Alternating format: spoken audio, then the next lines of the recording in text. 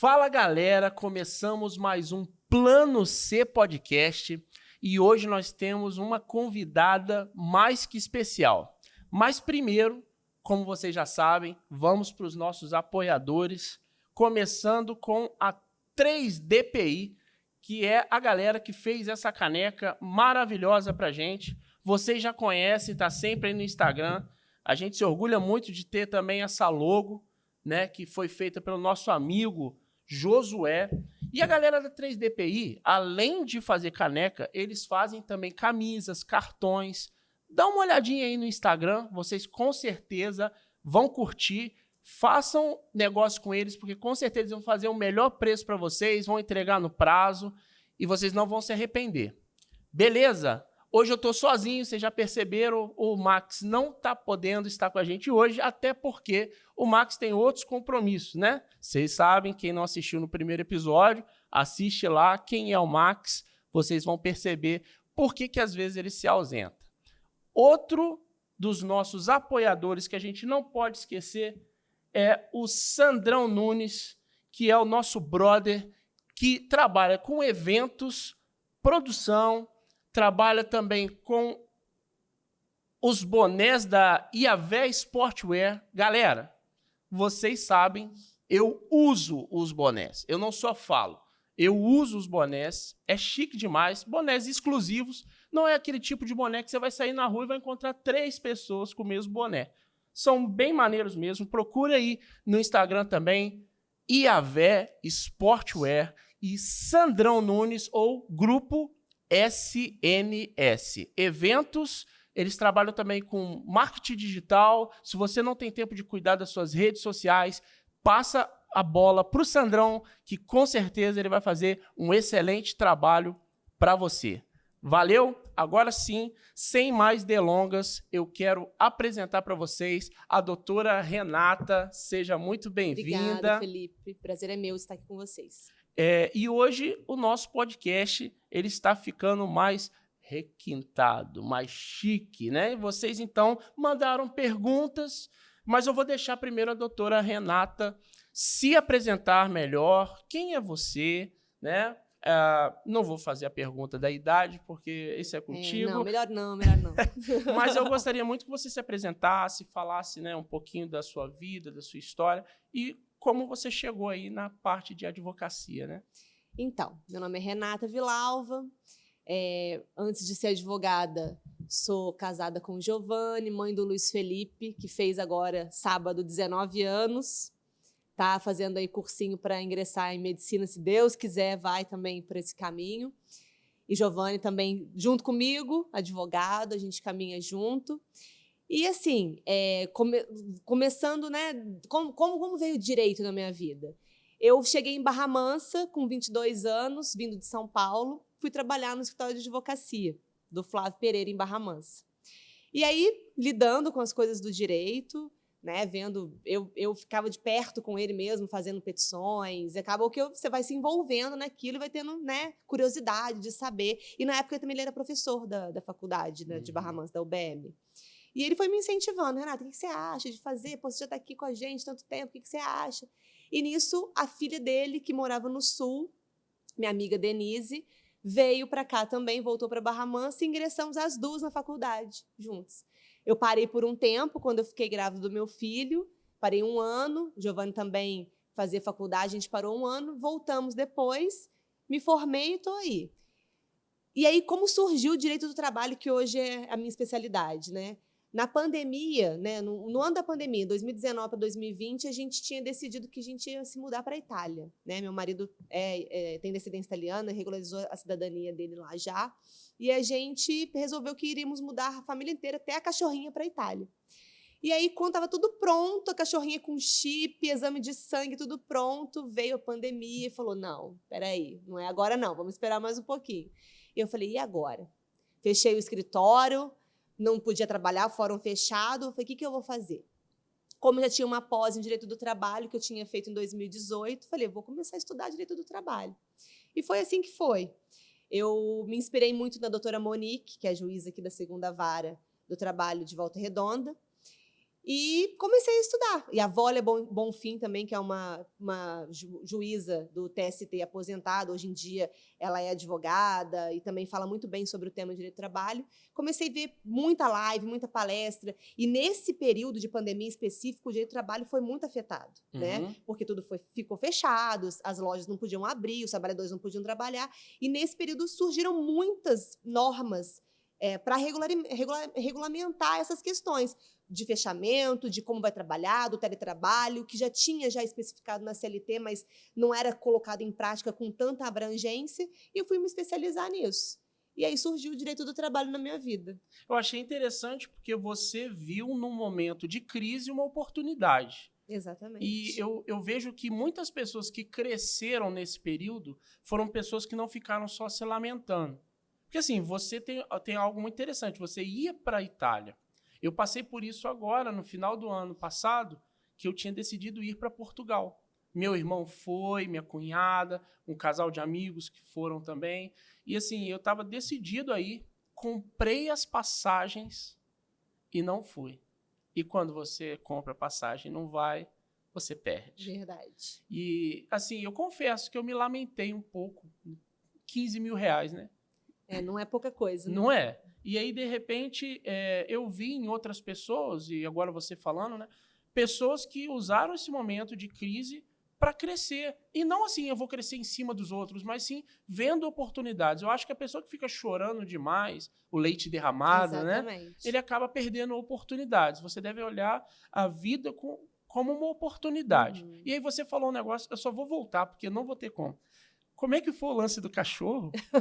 Foi assim, a gente não queria deixar a Mel, a nossa cachorrinha de 14 anos, uma poodlezinha. A gente fala que ela é irmã do Luiz Felipe, nossa filha. Então a gente jamais ia deixar ela aqui no Brasil e ia para a Itália sem ela. E aí a gente tinha que microchipamos ela. E tem todo um procedimento, né, para você viajar com o animal dentro do avião e tudo mais. Tem que estar com o exame de sangue todo regularizado e tem que ser um exame de sangue específico, que não fazia aqui em Barra Mansa e Volta Redonda. A gente colheu na veterinária e mandou, se eu não me engano, foi para Barra do Piraí, para outra cidade aqui perto, que somente lá é o laboratório que é reconhecido pelas companhias aéreas. E esse exame demorou para voltar. A gente também com a passagem pronta, comprada, já com a data de embarque previsto, e só faltando isso. Quando o exame ficou pronto, veio a notícia de onde começou a pandemia. Onde explodiu tudo? Na Itália. Qual foi o primeiro aeroporto que fechou? Na Itália. Então, aí a gente teve que, né, rever aí os conceitos. E meu filho não estava nem matriculado na escola, porque a gente realmente estava com tudo já organizado para ir para lá. E foi uma correria, né? Depois, quando a gente viu que não poderia, o que a gente vai fazer? Como que a gente vai se reinventar agora? E aí colocamos o nosso filho numa escola de última hora, também estudou 2 semanas, a escola fechou. Então, foi isso. Foi num momento de crise que eu vi a oportunidade de me reinventar. Num primeiro momento, eu fiquei meio apreensiva. Eu falei, meu Deus, e agora? Fechei o escritório. Fórum fechado. Vou fazer o quê? Vou viver de quê? Minha renda é essa, o que eu sei fazer é isso. E eu, né, falei, poxa, tem uma pós de direito do trabalho, o que eu posso fazer para melhorar isso? E foi aí que as coisas foram caminhando. E hoje eu já estou na minha 2ª pós em direito do trabalho, fazendo cursos para aperfeiçoamento, e foi assim que aconteceu tudo. Não pode parar, né? Não pode parar. O conhecimento ele é bom, mas a gente sempre precisa continuar, até porque as leis, posso dizer assim, as leis mudam e... Sim, todo tempo. E aí, se você ficar presa sem se atualizar, você fatalmente vai correr problema, né? E nesse período específico da pandemia, a gente viu muito isso, principalmente nessa área de direito do trabalho. As coisas mudaram muito, tiveram que surgirem medidas provisórias emergenciais, né, para tratarem de assuntos que estavam necessitando naquele momento. E o direito do trabalho, a questão do trabalhador, das empresas que fecharam, né, muitos trabalhadores na rua. Então, tiveram que vir medidas para regulamentar, né, na verdade, esses casos. Vamos entrar, então, já que você citou isso, né, vamos entrar um pouquinho, né, como vocês sabem, né, e para vocês que também não sabem, eu sou leigo no assunto. Então, eu já estou fazendo o papel de vocês mesmo, beleza? Só que eu separei algumas coisas aqui, porque, por exemplo, eu estava pesquisando que As pessoas que às vezes saíram, foram mandadas embora e se sentiram lesadas, mas num primeiro momento acabaram não buscando seus direitos. Aí eu pesquisei que existe a prescrição bienal, né? Sim, na verdade, isso não foi só utilizado naquele momento de pandemia e de crise, não. Isso se utiliza até hoje no direito do trabalho. Em qual sentido? Você trabalha numa empresa, é demitido, e você vê que em determinado ponto haviam coisas, verbas ali que não foram integralmente pagas, que não foram integralmente quitadas, de repente horas extras que você fez e que você não recebeu, enfim. Relações do trabalho mesmo que o empregador deixou de acertar, deixou de quitar com o empregado. Ele tem um período de 2 anos após o término do contrato para ele poder pleitear perante a Justiça do Trabalho esses direitos que ele acha que ele tem jus. Então, passado esse período, que a gente fala de 2 anos, que acontece a prescrição bienal, ele não tem direito mais de ingressar na Justiça. Então, vai perder, não vai poder mais pleitear essas coisas que ele deixou para trás. No caso, a pessoa que foi mandada embora ainda na pandemia, né? Vamos colocar assim, que a gente conversa que a pandemia meio que assim, a gente vai ter que conviver com isso, melhorou muito, mas dizer também que a pandemia acabou é meio complicado, porque, né? É que nem você tá falando, uma coisa que a gente vai conviver com ela. Né? Então, assim, a pessoa que de repente foi mandada embora até 2022... 2021, dependendo da data, ela ainda consegue... Ainda consegue pleitear os seus direitos na Justiça do Trabalho. Agora, dependendo aí, acredito... Não, 2020 já não mais, né? Isso. Terminou 2022 aí em dezembro, o último prazo. Mas a gente teve ainda questões de pandemia com as medidas provisórias da Justiça do Trabalho em 2021. Então, as pessoas que se sentiram lesadas e tem alguma coisa ali nesse período de 2 anos, né, que vai abranger 2021 até agora, elas têm direito sim. Legal, então você, né, que a gente sabe como que funciona as nossas leis, né, a gente às vezes vê pessoas falando assim, o Brasil, as leis não funcionam. Ok, pode até ser, mas que nós temos muitas leis, Sim, nós temos. sim. Se for pegar só o direito trabalhista, né, haja memória, né? É muita coisa. Só que você que tiver qualquer tipo de dúvida, olha aqui abaixo do vídeo, aqui nós vamos deixar o @ também da doutora Renata, e você pode procurá-la para poder fazer aí, tirar suas dúvidas, né? E eu vou já tirar mais uma dúvida aí, que eu tenho certeza que é da galera também, que é o seguinte, como funciona agora essa questão da oneração do advogado? Parece que antes você entrava com uma causa na justiça e tudo, agora quem perde paga, como é que ficou isso? Então, são chamados honorários de sucumbência, né? Até a reforma trabalhista, ou seja, antes de 2017, essa questão dos honorários não tinha. O advogado comum, né, o advogado privado, o advogado particular, ele não tinha direito aos honorários sucumbenciais. O que são os honorários sucumbenciais? Essa palavra tão difícil. Eu ia te fazer essa pergunta. O que são os honorários sucumbenciais? São aqueles valores devidos pela outra parte, ou seja, você tem uma demanda com pedido de hora extra, com pedido de adicional de insalubridade. Você só consegue ganhar o adicional de insalubridade, as horas extras você perdeu. Então, a parte contrária vai pagar para o advogado da parte que ganhou ou que perdeu aquele honorário em cima daquela parcela que foi sucumbente, ou seja, que perdeu, né? Que ela não levou, vamos dizer assim, não ganhou. O juiz indeferiu aquele pedido. Antes da reforma, esses valores eram só devidos aos advogados do sindicato. Somente os advogados dos sindicatos que faziam jus a esses valores. Não que o advogado trabalhista comum não recebia nada, ele teria os honorários contratuais que ele acordava ali com o cliente, geralmente 10%, 20%, 30% em relação do êxito, né, no final. Mas hoje em dia, com a reforma, não. Agora, o advogado particular, que não somente o advogado do sindicato, tem direito a esses honorários.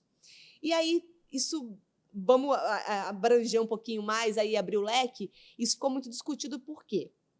Porque muito foi dito, né, e a reforma trouxe isso num primeiro momento, de que mesmo o reclamante, mesmo a parte, com gratuidade de justiça, ou seja, quando ela não tem condições de arcar com os honorários e os custos do processo, ela, mesmo que perdesse um pedido, ela deveria pagar os honorários sucumbenciais do advogado da outra parte. Então, isso foi muito discutido, houve muitos questionamentos, alguns juízes chegaram a aplicar esse entendimento, mas hoje em dia já ficou consolidado, né? O STF já se manifestou nesse sentido de que havendo gratuidade de justiça, a parte comprovando que é hipossuficiente, que não tem condições de pagar os honorários nem as custas do processo, ela não vai arcar com aqueles honorários num primeiro momento, tá? Vai ficar sobrestado por 2 anos, e se a parte credora, nesse período de 2 anos, achar algum bem, algum patrimônio que possa arcar com aquele valor, ela vai entrar com execução. Senão vai ficar aquela chamado ganhou, mas não levou, né? Porque não tem como você prender por débito judicial, né? Não tem o que se fazer para a pessoa pagar. Se ela não tem condições, como que ela vai pagar? Então, é esse o entendimento atual da jurisprudência e do STF também. Interessante. Você falou, eu me vi nessa situação. Em 2009, eu entrei, né, com uma ação contra uma empresa que eu trabalhava na época de tradução, né? Eu trabalhei como tradutor dentro da CSN, tradutor e intérprete, né? E ele não pagou o meu salário referente a um mês, e no outro mês ele me deu um valor muito abaixo, só para dizer assim, toma alguma coisa, mas é porque a CSN não me pagou, botou o nome da CSN como sendo a que não tinha pago, sendo que não era verdade. Eu tive acesso, inclusive, porque eu era o que fazia as traduções, e dentro da pasta de arquivos de traduções estava lá o extrato dele. Então, assim, aí quando eu vi isso, fui lá cobrá-lo, ele me xingou, ameaçou me bater. Olha, vários problemas num só. E aí eu recorri ao saudoso Dr. Demétrios, que era um grande amigo meu na época, e eu fui lá, e ele falou, não, isso cabe processo sim, nós entramos, ele ainda me perguntou na época se eu queria entrar com o processo, como era uma empresa terceirizada, ele falou que eu poderia entrar juntamente com a CSN também, e na época, só que o conselho que ele me deu, foi até, eu acatei, ele falou assim, olha, se você entrar com um processo contra a CSN, provavelmente você vai ter um problema futuramente de não conseguir trabalhar lá se você tiver interesse. E eu tinha interesse na época, não botei. Enfim, para encurtar a conversa, ele era português. Então, assim, se você estiver me ouvindo, me paga. Ele foi embora, cara. Decretou falência, falou que não tinha bem nenhum, sendo que eu já tinha ido à casa dele, sabia que ele tinha muitas coisas. E aí a gente começou a recorrer. E aí o Dr. Demétrios foi assassinado. Nossa.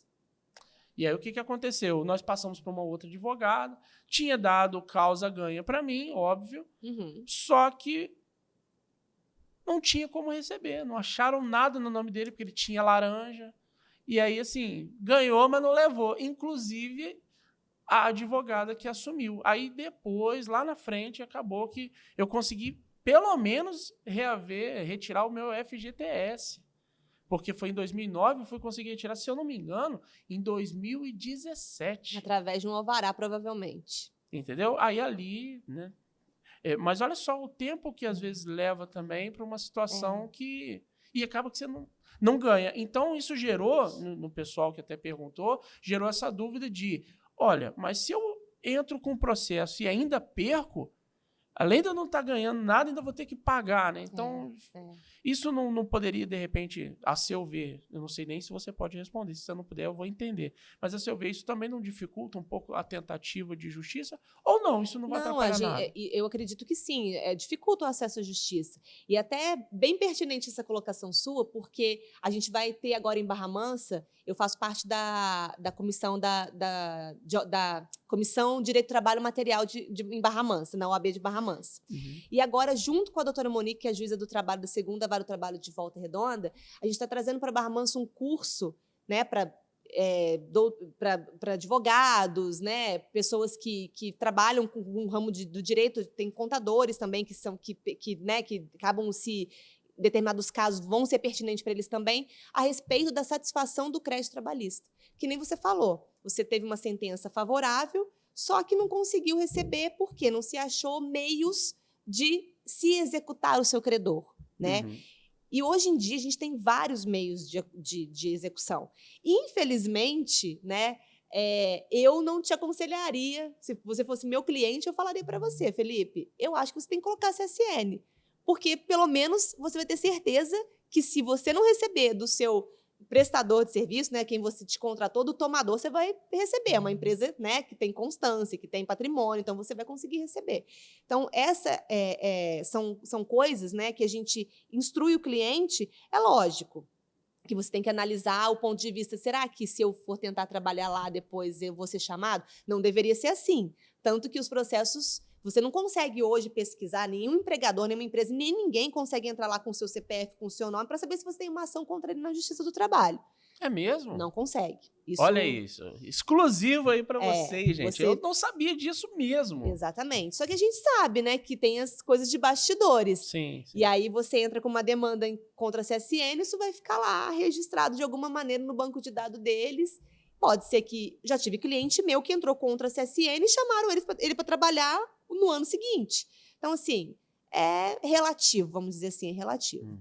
Mas a gente esbarra nessa dificuldade de satisfação de créditos, principalmente trabalhistas. E geralmente são processos longos, demorados e que, na fase de execução, trava porque você não acha patrimônio do devedor para poder satisfazer o crédito. Legal. Vamos continuar aí, né, conversando sobre isso. Eu vou aproveitar, né? Claro. Direitos trabalhistas, gente. Olha só. Vocês que mandaram as perguntas, eu tô seguindo aqui o que vocês pediram. Que é o seguinte: 2 colegas estavam conversando, falando a respeito de eu vou tirar minhas férias agora e tal, mês que vem, né? Faltam, na verdade, no próximo mês quando virar, mas faltam ainda aqui 6 dias e a empresa já depositou as minhas férias. No que o outro falou, nossa, minha empresa, pessoal vacilão, depositou faltando 2 dias, eu quase não tive tempo para me programar. Aí fica a questão.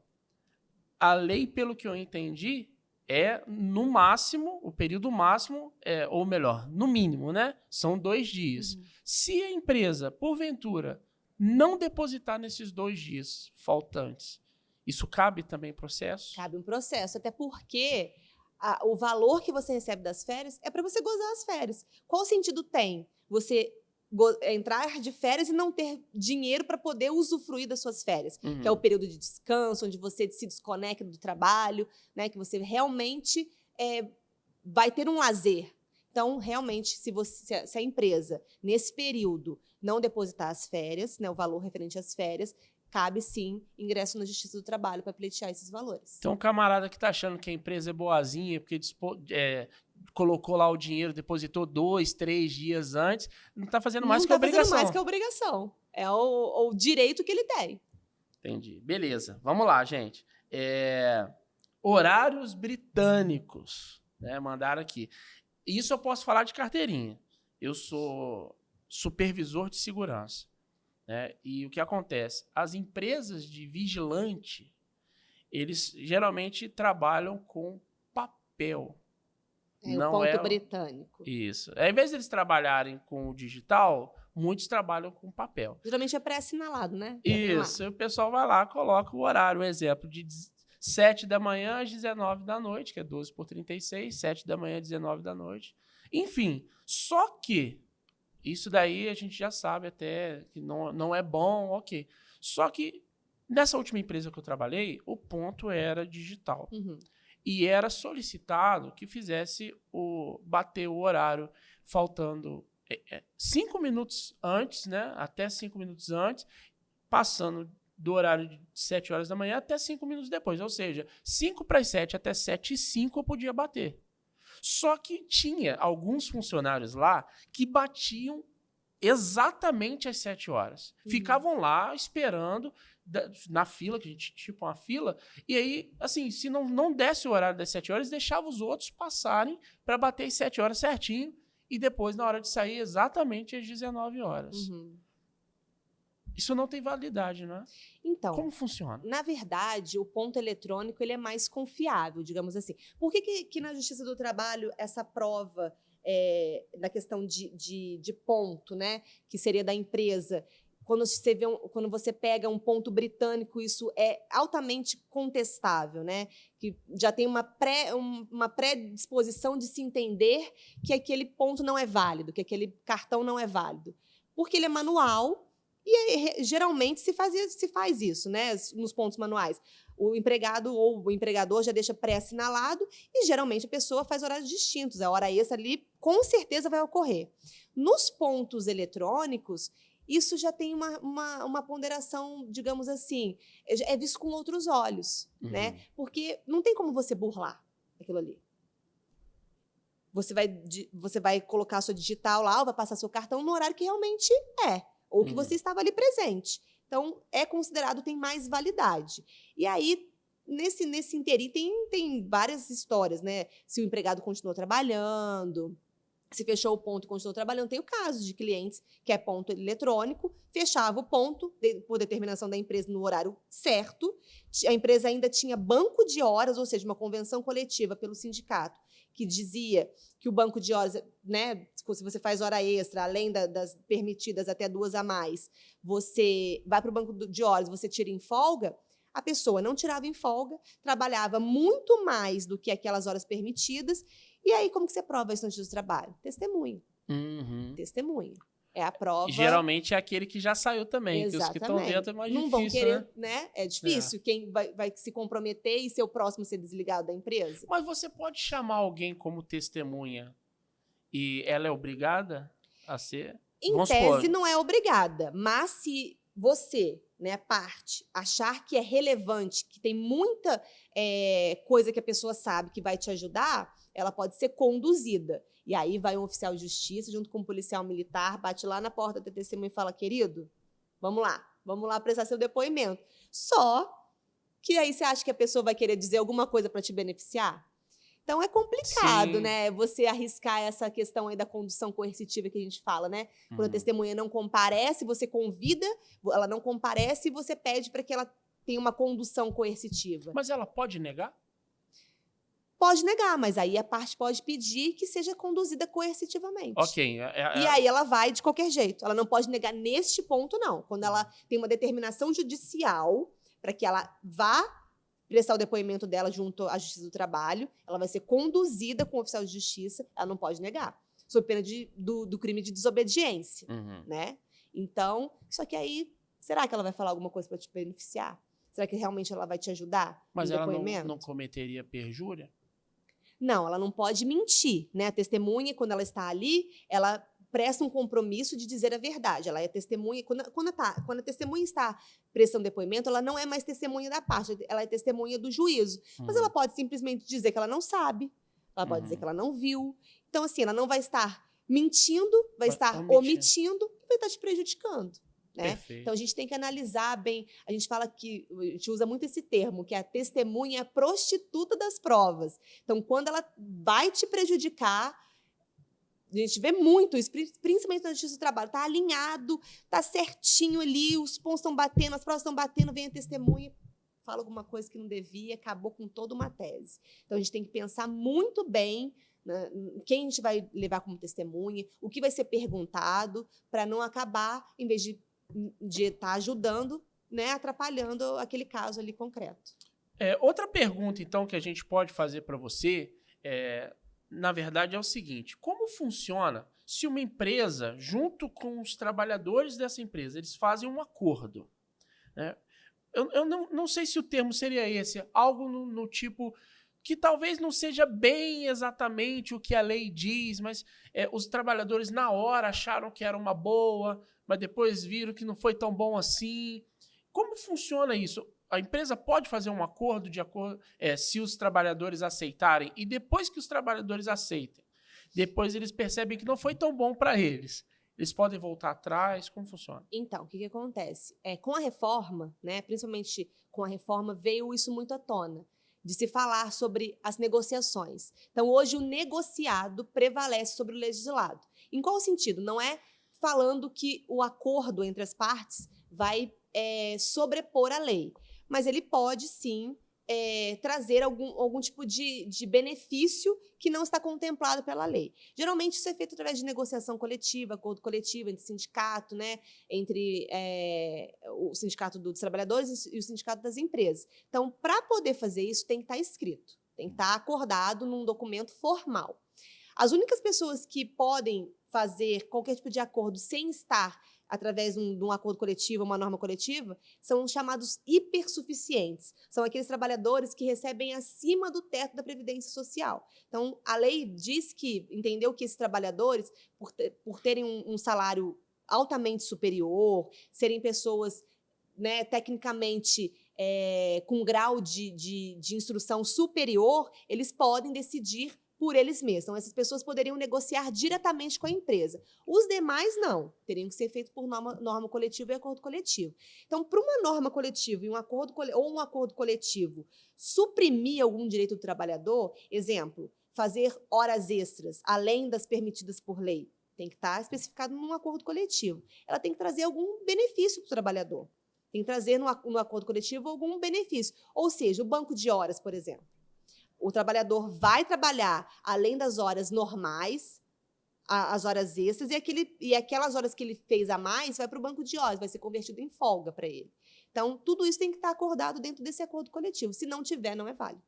Entendi. Então, se por acaso um desses trabalhadores depois achar que não está gostando do jeito que foi decidido, como foi um acordo coletivo, ele precisa dançar conforme a música. Exatamente, exatamente. Só que a gente vê também que muitos acordos coletivos são suprimidos, né? Tem o papel, formaliza e que dá validade para aquele ato, só que na prática determinadas empresas não cumprem. Então, assim, vai depender de uma prova que o trabalhador vai ter que fazer perante a Justiça do Trabalho para descaracterizar essa norma coletiva e tentar provar que o direito que estava ali não era o que realmente era seguido na empresa. Beleza. Hoje, nós temos essa possibilidade de fazer o acordo, né? Já acontecia antes, mas parece que agora ficou um pouco mais democrático, vamos botar dessa forma. Mandaram a pergunta aqui. A pergunta é a seguinte: agora que é possível fazer o acordo, eu posso processar a empresa que não quiser fazer o acordo? Na verdade, esse acordo que eu me referi não é para o trabalhador comum. Uhum. Esse acordo para o trabalhador comum, para a grande maioria e para a grande massa, ela é só feita através do sindicato, dos trabalhadores e das empresas. Então, é aquele núcleo, né? Aquele sindicato, aquelas pessoas que se candidataram, que fazem parte do sindicato, é que tem, em nome dos trabalhadores, o poder de negociar esses direitos. Então, não caberia nesse caso específico da pergunta da pessoa que fez agora, porque tem que saber, ele é o hipersuficiente? Ou seja, ele ganha mais que o teto da Previdência Social? Se for, beleza. Ele pode negociar entre ele e o empregador diretamente. E caso aquelas normas não forem seguidas, ele pode, sim, mudar aquelas questões e procurar a Justiça do Trabalho. Dizer, olha só, eu acordei isso aqui com o meu empregador, eu sou hipersuficiente, ele não seguiu. Justiça do Trabalho, visualize meu direito. Eu vou tentar, então, melhorar a pergunta. Pelo menos para a gente entrar em outra pergunta.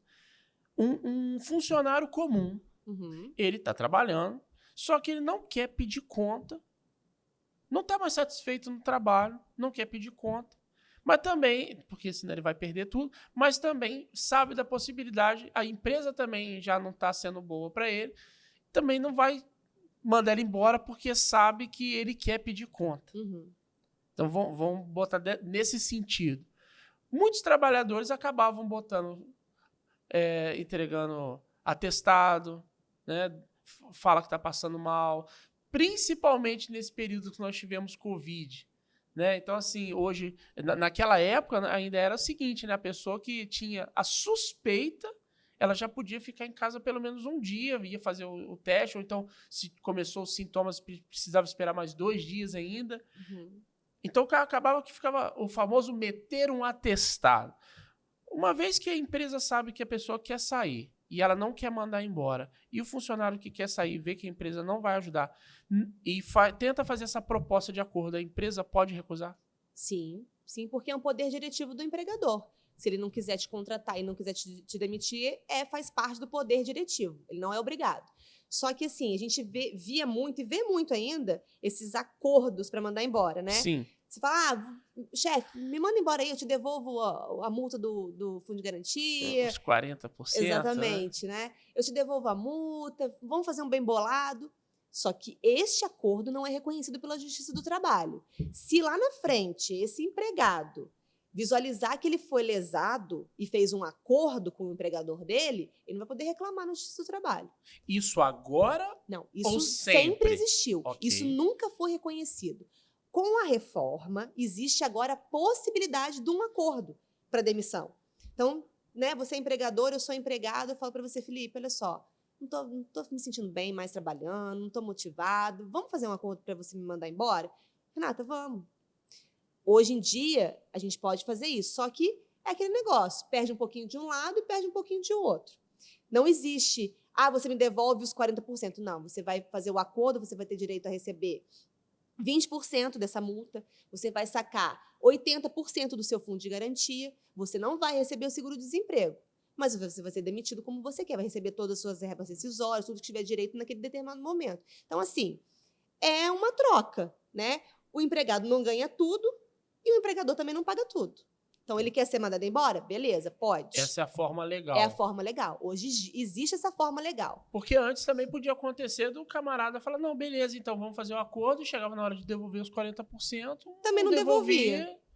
Então, assim, errado por errado. E o empregador também não podia reclamar, porque também estava errado. Sim. Então, ambas as partes, se não fizerem um acordo legal, não podem reclamar. Agora, se eu faço um acordo legal com o meu empregado, se eu mando ele embora nesses termos, se uma das partes não cumprir com aquilo que é acordado, ambos podem pleitear junto à Justiça do Trabalho. O empregador é difícil nesses casos, né? Porque não vai ter o que ele reclamar, ele vai pagar aquilo que a lei determinou.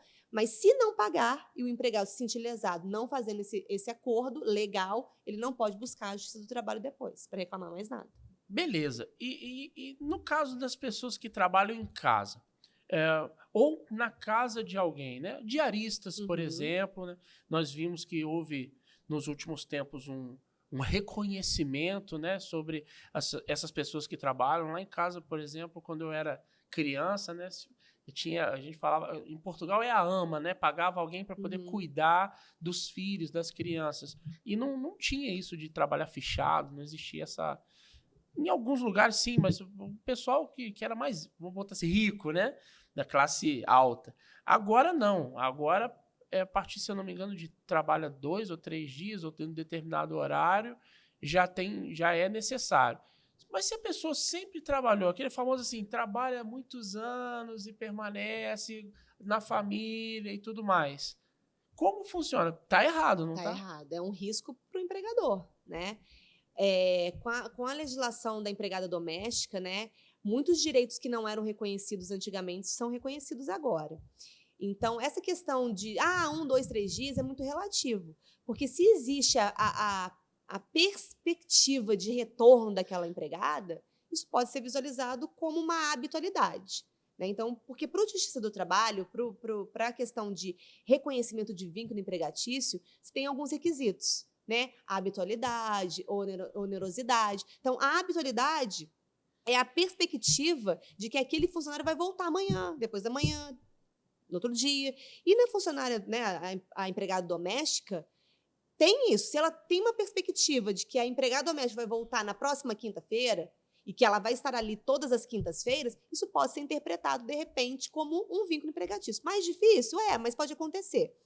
Mas nesse caso específico que você falou, a empregada já está ali há muito tempo, não tem a carteira assinada, é um risco para o empregador. Porque se ela sai amanhã e ela quiser ingressar com uma demanda trabalhista, por mais que ela vai ter direito de receber dos 5 anos para frente, porque além da prescrição bienal, a gente também tem a prescrição quinquenal, né? Ela vai ter direito de receber os últimos 5 anos de tudo que não foi pago. Salário integral, férias, 13º, tudo. Né? Geralmente, essas empregadas domésticas não têm o piso da categoria, não recebem o piso da categoria. Então, tudo isso vai ser levado em conta se ela for buscar isso na Justiça do Trabalho. Perfeito. Você entrou na minha próxima pergunta. Tá bem aqui, ó. O pagamento sobre a prescrição quinquenal. Se liga. Presta atenção. No que a gente está aprendendo aqui hoje, é que se você já trabalha há muito tempo, independente do lugar que for, e você se sente lesado e fala assim...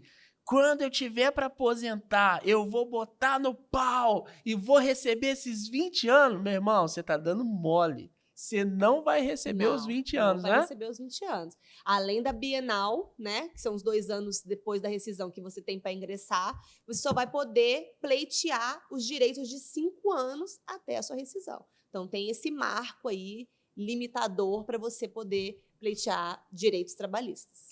Então, se você tem dúvidas, entre em contato com a doutora Renata, que ela vai ter o maior prazer de ajudar você nesse sentido. Eu queria ter recebido esses conselhos antes. Verdade. Teve pergunta aqui que foi minha mesmo. Eu não vou falar qual, porque, né? Mas deixa quieto. Quem tá vendo sabe. Mas olha só, galera. Vocês estão curtindo o vídeo? Então por que você não clicou ainda nesse joinha aí? Por que você não curtiu esse vídeo ainda?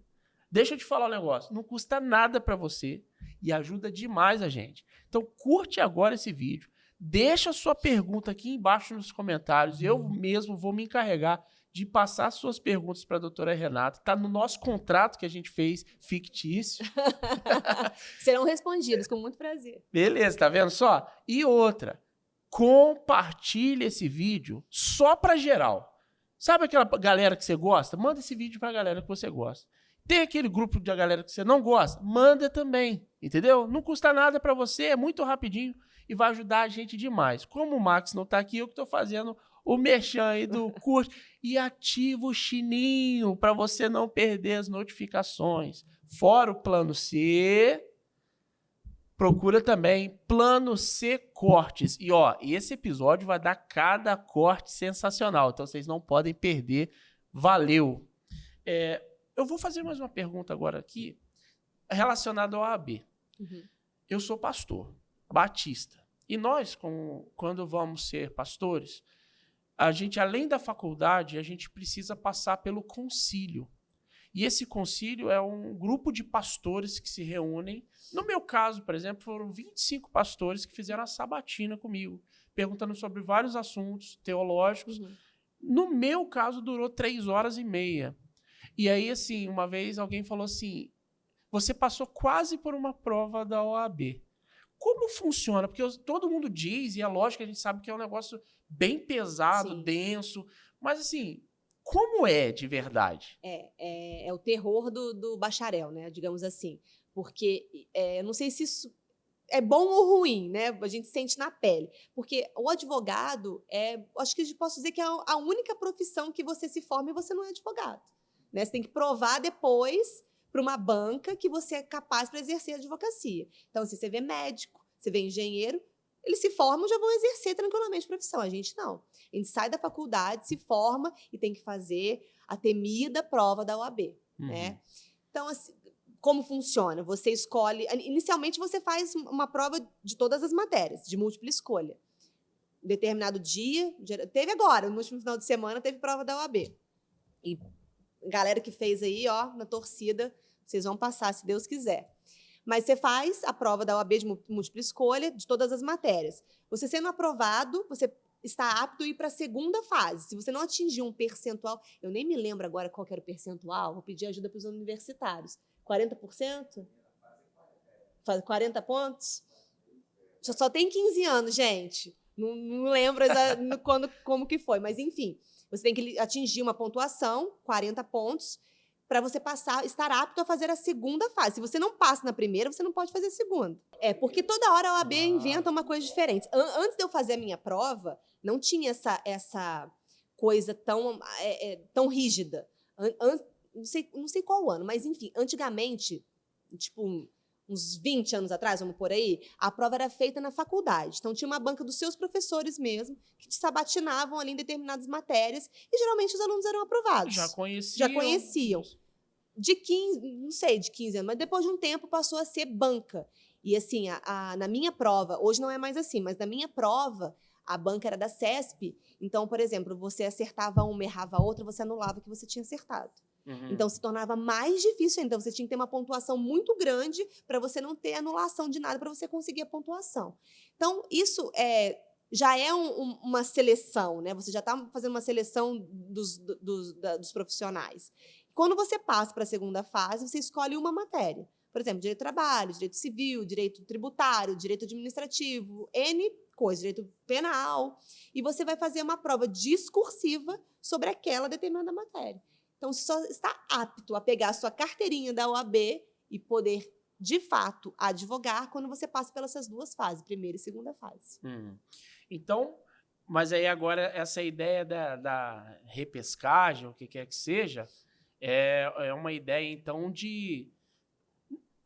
Vamos colocar assim, um facilitador para que a pessoa, não que não seja muito pesado, mas para que a pessoa também não tenha que fazer tudo, porque provavelmente gera custo essa Gera prova? custo. Ó, Gera custo. Não sei se está na 150, 200. Não sei agora como está a taxa de inscrição, mas tem uma taxa que você tem que pagar para poder fazer a prova. entendi. Entendeu? Não é nem além disso, não é gratuito. Só que eu acho que a OAB foi reavaliando determinados posicionamentos de que realmente estava muito difícil passar na prova. Uhum. Então, ela foi criando possibilidades, digamos assim, para facilitar, que mesmo assim Deixar continua um pouco mais leve. um pouco mais acessível, né? Ok. Para que mais pessoas possam, né, conseguir passar nessa prova. Então, acredito que foi por isso. Na minha prova não tinha repescagem. Então, e aí como é que funciona? Porque você falou o seguinte, você se formou, não passou na OAB. Então, a gente conhece algumas pessoas que já se formaram, mas não passaram ainda na OAB, ou foram reprovados, ou simplesmente não fizeram. A pessoa não pode advogar? Não pode advogar. Ela vai se limitar a ser bacharel em direito. Ok, ela tem um conhecimento, Tem mas um não pode conhecimento exercer. jurídico, mas não pode exercer a profissão. Sob pena de estar, né, fazendo um exercício legal da profissão. Só que a gente sabe, Felipe, que tem muita gente que não tem a carteirinha de fato e que nos bastidores advoga aí também. Não pode assinar, né? Mas a gente sabe que tem alguém que que assina por ela. É complicado, né? Isso é muito combatido pela OAB, inclusive. Eu acho interessante, porque eu vi muito do meio que eu passei, do meio teológico aí. Porque, vamos supor, a gente quando termina o seminário, enquanto a gente está no seminário, a gente é chamado de seminarista, né? E quando a gente passa pelo concílio e é consagrado, nós viramos pastor. Mas enquanto você termina o seminário e não é consagrado pastor, não passa pelo concílio, você, entre aspas, né, o pessoal que fala crentez sabe o que eu estou falando, você volta a ser só o irmão. Exatamente. Então, assim, antes era o seminarista Felipe, depois de um tempo é o pastor Felipe, mas nesse meio intervalo você volta a ser só o irmão. Então, assim, por que você não pode ser pastor sem passar, no caso dos batistas, né? Sem passar por essa sabatina, que é pesado também, né? Eu confesso que, assim, a gente estuda muito para poder passar. E mesmo assim, a gente sabe, provavelmente no caso de vocês é a mesma coisa, que ainda assim alguns que passam não deveriam, ou passaram assim, porque deu uma facilitada e tudo mais. Na verdade, acho que na OAB não tem essa questão de facilidade para a prova, especificamente. E também, assim, a gente fala muito que é questão, são vários fatores que influenciam. Sorte. A pessoa está num dia também bom, né, para poder fazer uma prova tranquila. Porque você já vai com aquela pressão, eu preciso passar na prova, porque senão eu não vou ser advogado, eu não vou conseguir exercer minha profissão. Então, você imagina, você já vai... Anos de estudo. 5 anos de uma faculdade, né, pesada, que não é fácil. Super barata. Super né? barata. E aí você vai com aquela pressão, eu preciso passar, senão eu não vou advogar, como que eu vou trabalhar? Então, você já vai pilhado, pressionado. Então, são vários fatores. A gente fala que a prova da OAB não mede capacidade nem conhecimento de ninguém. Não vai dizer que um profissional é melhor ou pior que o outro. Sim. Porque dependem de vários fatores do momento ali. É uma peneira? É uma peneira, mas não é uma peneira que vai qualificar aquele profissional como melhor ou pior. Às vezes ele sabe muito na teoria, Exatamente, mas na hora de argumentar, buscar provas, não sei. E assim, a gente vê muito que a prática forense é muito diferente da doutrinária, do que você aprendeu na faculdade. Então, o dia a dia da advocacia é que realmente vai te capacitar para a advocacia. Não é só o que você está lendo. Logicamente, o que você lê, o que você estuda, te influencia, te capacita. Mas você não aplicando no caso concreto, não adianta você ter aquela bagagem teórica, né? Então, é mais ou menos isso, é por aí. As coisas, você não pode dizer que um profissional é melhor ou pior porque ele passou na prova da OAB de primeira, passou de segunda, ou não passou até hoje, né? Então, a gente não pode nivelar nesse sentido. Existem pessoas que ficam nervosas, né? Na hora de fazer uma muito. prova, Eu mas que mesma tem um fiquei. baita conhecimento, né? Eu fiz 2 vezes. Eu fiz quando eu estava no 9º período da faculdade e fiz no 10º quando eu passei. Então, quando eu me formei, graças a Deus, eu já tinha aprovação na OAB e eu já era advogada. Mas tem muitos colegas que até hoje não passaram e até acabaram desistindo. Então, quando eu fiz a primeira prova, porque você tem que se capacitar também para fazer a prova. É um concurso. Então, você tem que parar tudo na sua vida para se dedicar exclusivamente para aquela prova.